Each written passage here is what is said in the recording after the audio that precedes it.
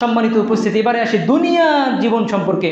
যারা দুনিয়ার পিছনে ছুটতেছে, এই দুনিয়ার পিছনে ছুটতে আল্লাহ আপনাকে নিষেধ করেছেন। দেখুন পবিত্র কোরআনুল কারীমের 35 নম্বর সূরা, সূরা ফাতির এর 5 নম্বর আয়াত। আল্লাহ তাআলা বলেছেন, ইয়া আইয়ুহান নাসু ইন্না ওয়া'দাল্লাহি হাক্কুন ফালা তাগুররান্নাকুমুল হায়াতুদ দুনিয়া। আল্লাহ তাআলা বলেন, হে মানুষ, নিশ্চয় আল্লাহর ওয়াদা সত্য, কাজেই পার্থিব জীবন যেন তোমাদেরকে কিছুতেই প্রতারিত না করে, ধোঁকা না দেয়। একথা কে বলেছেন? আল্লাহ বলেছেন, হে মানুষ, নিশ্চয় আল্লাহর ওয়াদা সত্য, কাজেই পার্থিব জীবন যেন তোমাকে কিছুতেই প্রতারিত না করে, ধোঁকা না দেয়। দেখুন বিশ্বনবী জনাবে মুহাম্মদ রাসূলুল্লাহ সাল্লাল্লাহু আলাইহি ওয়াসাল্লাম তিনিও এই দুনিয়া থেকে সাবধান থাকতে বলেছেন। মিশকাতুল মাসাবির 3086 নম্বর হাদিস, রাসূল সাল্লাল্লাহু আলাইহি ওয়াসাল্লাম বলেছেন, ফাত্তাকুদ দুনিয়া ওয়াত্তাকুন নিসা, তোমরা দুনিয়া থেকে সাবধান থাকো এবং নারী জাতি থেকে সাবধান থাকো। তাহলে অত্র হাদিস থেকে কি বুঝতে পারলেন? আল্লাহ বলেছেন দুনিয়া থেকে সাবধান থাকো এবং নারী জাতি থেকে সাবধান থাকো। নারী জাতি থেকে সাবধান থাকার জন্য কেন বললেন? কারণ এই নারীর কারণে একটা সুন্দর সাজানো সংসার ভেঙে যায়। কথা বলেন ঠিক না বেটি? এই নারীর কারণে হাজারো যুবকের জীবন ধ্বংস হয়ে গিয়েছে। এই নারীর কারণে হাজারো যুবক মাদক হাতে তুলে নিয়েছে। এই নারীর কারণে অনেক যুবক নিজের জীবনকে পর্যন্ত হত্যা করেছে। এই নারীর কারণে অনেক ব্যক্তি পিতামাতাকে ছেড়ে আলাদা খেতে বাধ্য হয়েছে। কিসের কারণ? এই নারীর কারণ। এজন্যই বিশ্বনবী জনাবে মুহাম্মদ রাসূলুল্লাহ সাল্লাল্লাহু আলাইহি সাল্লাম নারী থেকে আমাদেরকে সাবধান থাকতে বলেছেন এবং দুনিয়া থেকে সাবধান থাকতে বলেছেন। তাহলে কোরআন এবং হাদিস থেকে স্পষ্টভাবে জানতে পারলাম যে আল্লাহ এবং তার রাসূল আমাদেরকে দুনিয়া থেকে সাবধান থাকতে বলেছেন, দুনিয়া থেকে বেঁচে থাকতে বলেছেন। কারণ এই দুনিয়া হচ্ছে খেল তামাশা, দুনিয়া হচ্ছে আপনার ছলনার ছাড়া কিছুই নয়। একথাও আল্লাহ তাআলা পবিত্র কোরআনুল কারীমের মধ্যে বলেছেন। পবিত্র কোরআনুল কারীমের 3 নম্বর সূরা, সূরা আল ইমরান এর 185 নম্বর আয়াত। আল্লাহ তাআলা বলেন, ওয়ামাল হায়াতুদ দুনিয়া ইল্লা মাতাউল গুরুর, আর পার্থিব জীবন ধোঁকা ছাড়া কিছুই নয়। একথা কে বলেছেন? আল্লাহ বলেছেন পার্থিব জীবন ধোঁকা ছাড়া, খেলতামাশার ছাড়া কিছুই নয়। কিন্তু সেই পার্থিব জীবনকে আমরা আজকে কি প্রাধান্য দিয়েছি?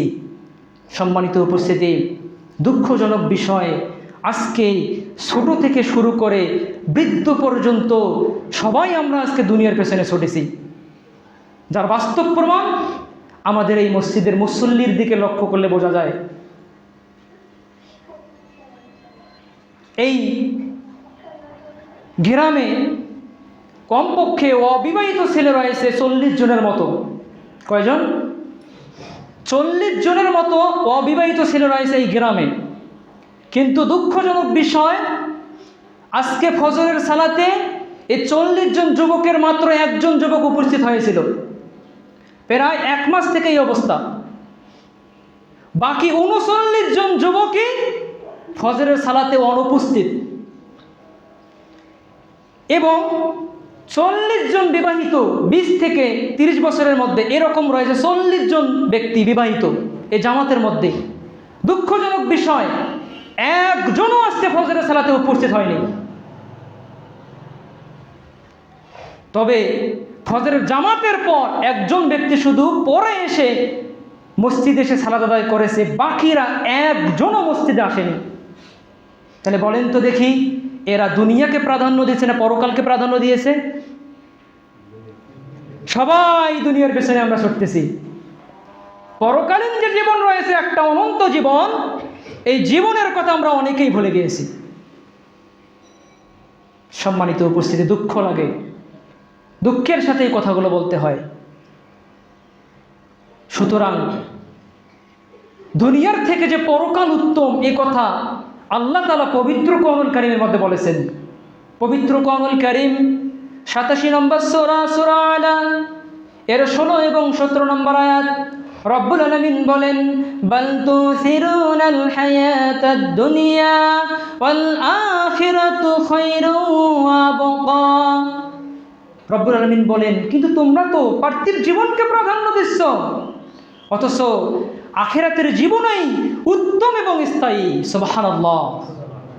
আখিরাতের জীবনই উত্তম এবং চিরস্থায়ী, কিন্তু সেই আখিরাতকে আমরা আজকে ভুলে গিয়েছি। সম্মানিত উপস্থিতি, আজকে দুনিয়ার পেছনে আমরা ছুটেছি। দেখুন দুনিয়াটা কত সামান্য, এ সম্পর্কে রাসূল সাল্লাল্লাহু আলাইহি ওয়াসাল্লামের কয়েকটি হাদিস আপনারা যদি আলোচনা শুনতে চান, মনোযোগ দিয়ে শোনেন, তাহলে বুঝতে পারবেন যে পরকালের তুলনায় দুনিয়াটা আসলে কি জিনিস, কতটুকু পরকালের তুলনায়। দেখুন এ সম্পর্কে হাদিস মিশকাতুল মাসাবির 5156 নম্বর হাদিস। রাসূল করিম সাল্লাল্লাহু আলাইহি ওয়াসাল্লাম বলেছেন, মাদ দুনিয়া ফিল আখিরাতি ইল্লা মিসলু মা ইয়াজআলু আহাদুকুম উসবুআহু ফিল ইয়াম্মি ফালইয়ানজুর বিমা ইয়ারজি। পরকালের তুলনায় দুনিয়ার দৃষ্টান্ত ওইরূপ যেমন তোমাদের কেউ সমুদ্রে আঙ্গুল ডুবায় এবং তা বের করে দেখে যে আঙ্গুলটি সমুদ্র থেকে কতটুকু পানি নিয়ে ফেলেছে। তাহলে অত্র বিবরণ থেকে আপনি কি বুঝতে পারলেন? পরকালের তুলনায় দুনিয়ার দৃষ্টান্ত হলো ওইরূপ যেমন কেউ সমুদ্রে আঙ্গুল ডুবায়। যদি আপনি সমুদ্রে আঙ্গুল ডুবিয়ে দেন, তাহলে সমুদ্র থেকে আপনি কতটুকু পানি নিয়ে ফেলবেন? কথা বলেন দেখি।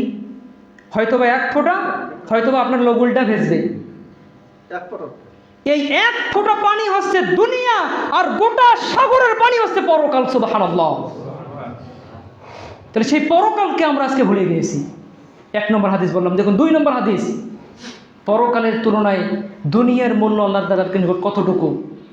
মিশকাতুল মাসাবির 5177 নম্বর হাদিস। রাসূল করিম সাল্লাল্লাহু আলাইহি ওয়াসাল্লাম বলেছেন, লাউ কানাতিদ দুনিয়া তা'দিলু ইনদাল্লাহি জানাহা বাউযাতান মা সাকা কাফিরান মিনহা শুরবাতান।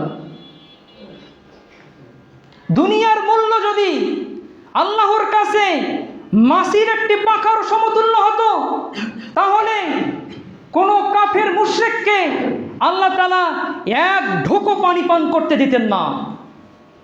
পত্র বিবরণ থেকে কি বুঝতে পারলেন?